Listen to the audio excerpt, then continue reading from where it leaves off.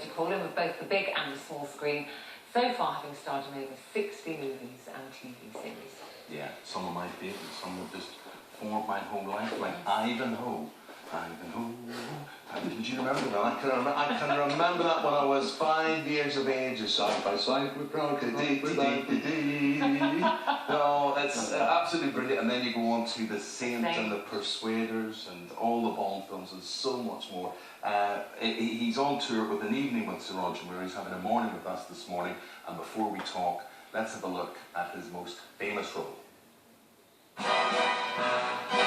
Playing a string of heroes during his career, Roger Moore is best known for his iconic portrayal of super-smooth spy James Bond.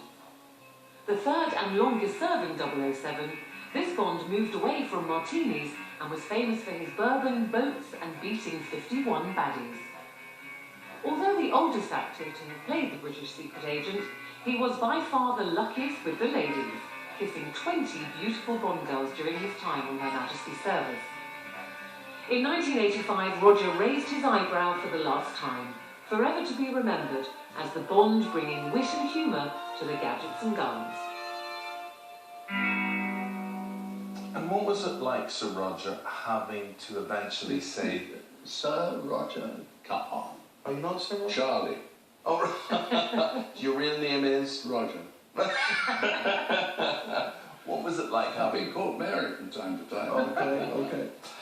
What was it like having to say goodbye to Bond when you had to? Did you know the tap on the shoulder was coming? Did you decide to go? What way did it come about? It was all mutual.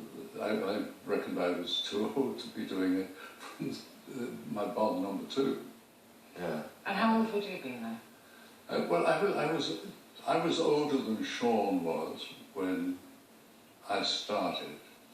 He left when he was 40 and I was 45. Yeah, but he had no hair when he left. That was the difference. You looked at me, suppose you looked younger. Lovely hair. Lovely hair. But not his own. And yet, in that time, I mean, you did some of the best Bond films. Live and Let Die was an absolutely amazing Bond film. The Spy Who Loved Me was an amazing one. Did you have a favourite? The Spy. Yeah. I loved it. I thought it was such fun to do. And it was the first time I worked with Lewis Gilbert. A wonderful director. And then, of course, it introduced wonderful Richard Keogh as Jaws. Yes. And there was the lovely Barbara Bach, or Barbara Bach's front, as I used to call her. Mrs. Stark, Mrs. Ringo Stark. Yeah.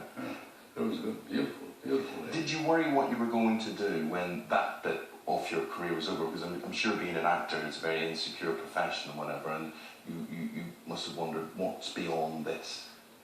Well, I didn't have to wonder what was beyond it. I knew that it was a void.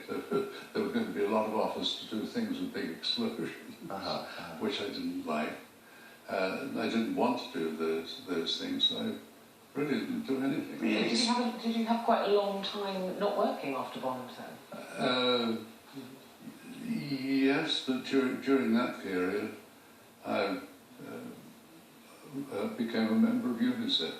And so it was just as well I wasn't that busy because I didn't have time. Was that, if I'm right, Audrey Hepburn who introduced you to her work? She called me one day and said, would I come to Amsterdam with her and co-host the Danny Kaye International Children's Awards, which Audrey asked me to go around saying, yes, of course I will. And I just became fascinated by her dedication and her knowledge. And I wanted to find out more. I wanted to find out more about the statistics, which I find very boring. Statistics can't do without them. That's the measuring of. But there you were. There was this whole caring side of you that was out there to look after other people and other children in particular.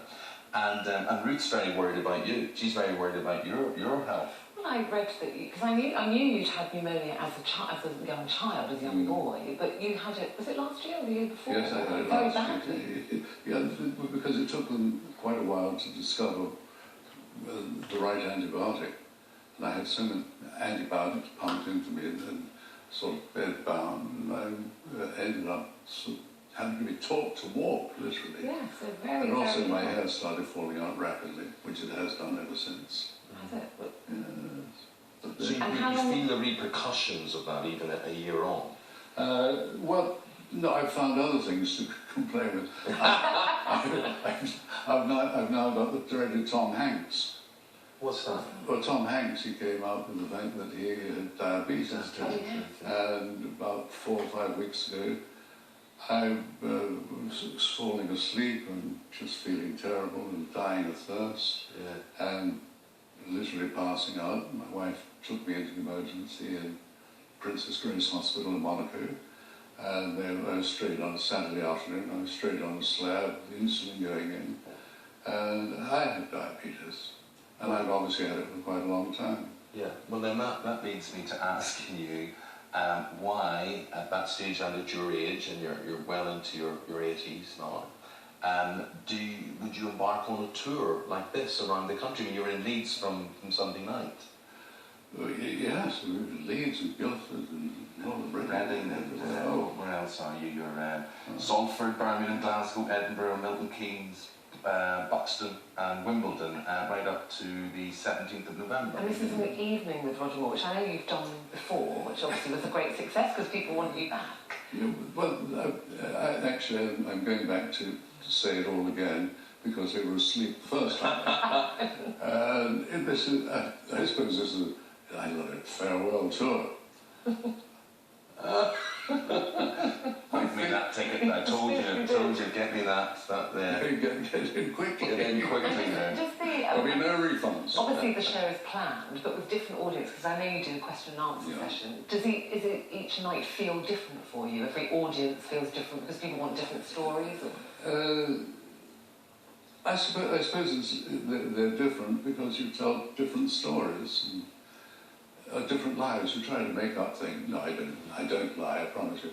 But I have Gareth Owen, my assistant, who we've written some books together, and he knows more about me than I do myself, and I, with this fragile memory, have to be prompted. But just because you've done so much and you're so self-effacing about it, and I know from reading your autobiography that you sort of at times can't believe you're lucky. You're very, the harder you work, the luckier you get. And, I have to say, you have done some amazing things. And I do mention Ivanhoe, and The Persuaders was one of the best television series ever, it has to be said.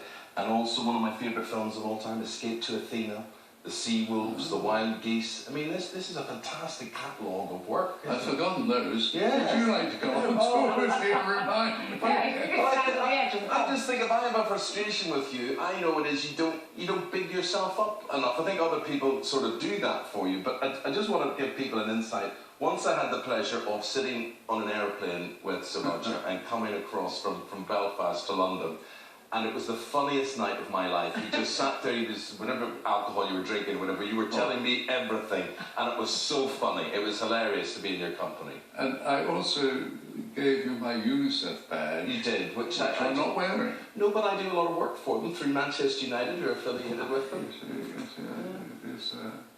What do you think of the new suit? Suit's lovely. Very lovely. Sinclair. Yeah. Very nice. The good thing about that diabetes is you lose weight with it, don't you? Well, yes, during that week where I was falling asleep, my wife said I was losing 1 kilo a day. Yeah. Which was very good. Yeah. So I've had all my trousers taken in. Yes. Well, you keep yourself under control and well, you look good. And stay fit for the tour. An evening with Sir Roger Moore is coming An to you. evening won't be enough, I'll tell you. Book 2 of those nights. There's be also the audience chance to see my lovely wife, Christina. Christina, you do love her, don't you? Well, of course I love her. Do love her, yeah. Not as much as she loves me. Thank you very much indeed. Every success. Thank you. Great to see you. Lovely. He is one of the nicest men. He's a bit of a hero, isn't he? He is a bit of a hero. After that to be said, I got that poster. He sent a poster for me once and I got it framed last week. He is your official stalker, actually, I think. Yeah, 400 quid it cost me to have it framed. Well, I brought in the Elmbridge magazine today instead and got that. That would be cheaper. I don't happen to have that framed. He signed it for me. Yes, I'm selling that for you. No, refunded. Thank you. It's very funding you. And don't go away because we've got Rylan here with all the X Factor gossip.